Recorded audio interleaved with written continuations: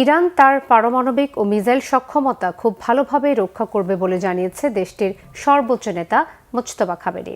বৃহস্পতিবার এক বিবৃতিতে ইরানের সর্বোচ্চ নেতা জানান, যুদ্ধে যুক্তরাষ্ট্রের লজ্জাজনক পরাজয়ের পর হরমুজ প্রণালীতে এক নতুন অধ্যায়ের সূচনা হয়েছে। ভবিষ্যতে আমেরিকা নয়, হরমুজ প্রণালীর সুবিধা ভোগ করবে ওই অঞ্চলের দেশগুলো। হরমুজ প্রণালীতে ইরানের ওপর আরোপিত অবরোধ সফল হয়েছে। মার্কিন প্রেসিডেন্ট ট্রাম্পের এই দাবির পর ইরানের সর্বোচ্চ নেতার এই বার্তা সামনে এলো। নৌপথটি থেকে অবরোধ তুলে না নিলে যুক্তরাষ্ট্রকে কড়া জবাব দেওয়ার ঘোষণা দিয়েছে আইআরজিসি। এদিকে ইরান যুদ্ধের সমাধানে প্রেসিডেন্ট ট্রাম্পকে ফোন আলাপে সহায়তার আশ্বাস দিয়েছেন রুশ প্রেসিডেন্ট পুতিন। শহীদ আরাফাতের ডেস্ক রিপোর্ট। পরমাণু ও মিসাইল সক্ষমতা নিয়ে এক বিন্দু পরিমাণ ছাড় দেবেন না ইরানের সর্বোচ্চ নেতা মোস্তফা খামেনি।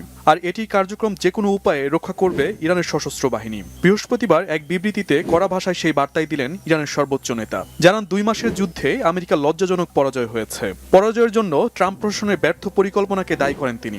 আমেরিকার পরাজয়ের ফলে হরমুজ প্রণালী ও পারস্য উপসাগরে এক নতুন অধ্যায়ের সূচনা হয়েছে।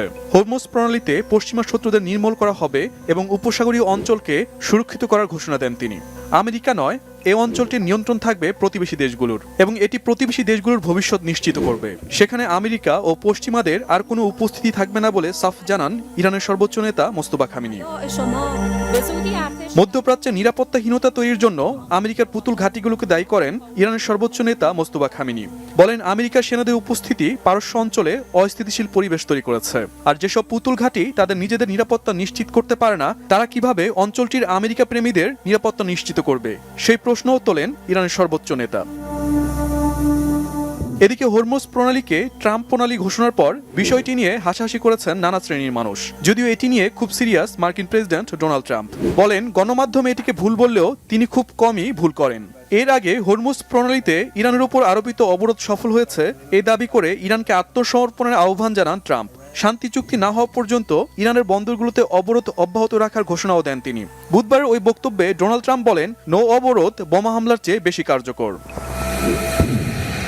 এদিকে ইরানে আবারও স্বল্প মেয়াদে হামলার পরিকল্পনা করছে যুক্তরাষ্ট্রের সেন্ট্রাল কমান্ড সেন্টকম। ওয়াশিংটন যখন তেহরানের সঙ্গে তার পারমাণবিক কর্মসূচি ও গুরুত্বপূর্ণ বৈশ্বিক সমুদ্রপথ হরমুজ প্রণালী নিয়ে বিবাদে জড়িয়েছে, তখন এমন পরিকল্পনার খবর সামনে এনেছে মার্কিন সংবাদ মাধ্যম এক্সিওস। তবে এটি নিয়ে চূড়ান্ত সিদ্ধান্ত আসেনি।